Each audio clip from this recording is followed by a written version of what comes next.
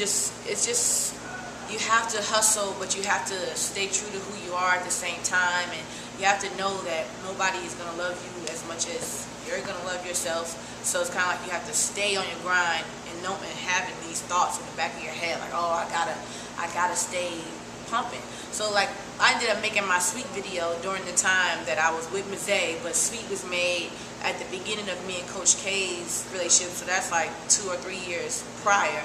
But I just made that Sweet video to kind of get attention because I was there.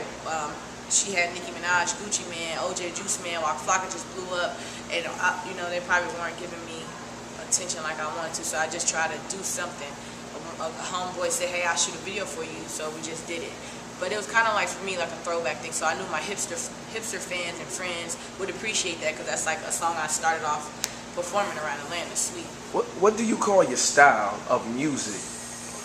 My style of music is really just an expression of the life that I experience. And I don't want to put myself in a box, because my style is also forever evolving, and it will be forever evolving and changing. But initially, when I started with the Sweet type music, I called it Yummy Pop, because it was yummy, tasteful. I mean, look at the song, sweet, sweet. And so it's like delectable to your senses, and it's popular music because it should be what's popular. What's popular, like Katy Perry, Gwen Stefani, what they putting out. I'm just like the urban Black American girl trying to do the same thing, which is a lot harder. Because they could put, I'm sure, like if they gave Katy Perry that song Sweet, it would have blew up times 10. You know what I'm saying? Just because she did it. But since I'm a young urban Black girl from Newark, New Jersey, it's just hard to accept the fact that I'm a different creative person, and so we get judged different. But I call it Yummy Pop. Yummy because it's delectable, irresistible to the ear, even though it's like, oh, so sweet, I can't take it, I want more. And it's popular to the masses, so that's what I call it. So it's Yummy Pop. That's dope. Yummy Pop. But it's forever evolving, so next week I might make something else up, so don't hold me to that. So with the Yummy Pop, how could you change the world with Muffy, your music, the Yummy Pop? I feel like the way that I change the world on even a small scale, and I'm going to change the world on a huge scale, is because, like, how I came to the interview. Like, you know, you're supposed to be all dialed up, but I just wanted to come as myself, because I wanted to show the world and people looking, like, how, just be inspired by who I am, being inspired by who you are.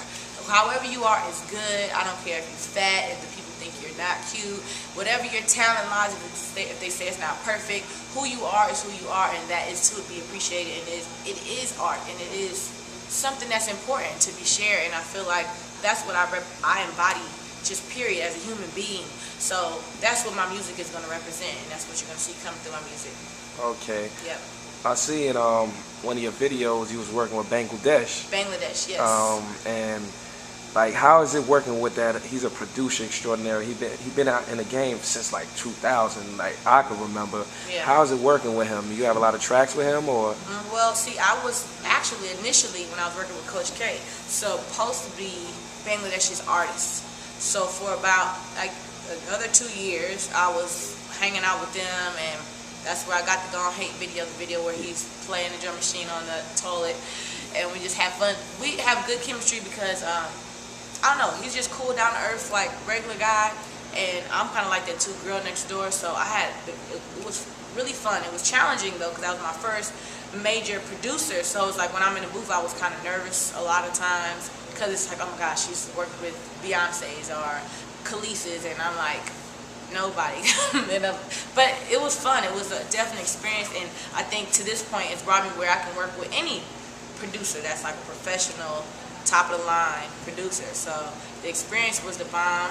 Right now we're not working with each other because of some political aggravated assault that happened, and it's part of my journey, some really bad things. So now we're not working together, but I hope that one day soon we will, because I do enjoy working with him. Okay, so what's next for you? You have any upcoming projects that's coming out that you want to plug? Well, right now, because I'm kind of sweeping up a lot of mess from the aggravated assault that's happened, I'm sweeping it up, trying to get it together. But at the same time, my mind is still working as engine to prepare myself for some projects. Currently, I can't even front with y'all. Like I did a hook for Gucci, I did a hook for Bert Simmons. I'm doing things here and there, but I'm not really concentrating on one project just yet because I just need to fix a couple things. I kind of got to rebuild myself. So I in my brain, I'm thinking like I want to put out a project by December or January, and it will probably just be like a mixtape, just a very heartfelt about my journey mixtape, just to let the people like hear me and get into me, and then from there I would like to shoot a video to each one of the songs, each song, so they can get visually into it. So I'm thinking 2011, like I'm gonna go ham. But then again, you never know what's gonna happen in the next couple of months because things been speeding up. So we're gonna see what's popular.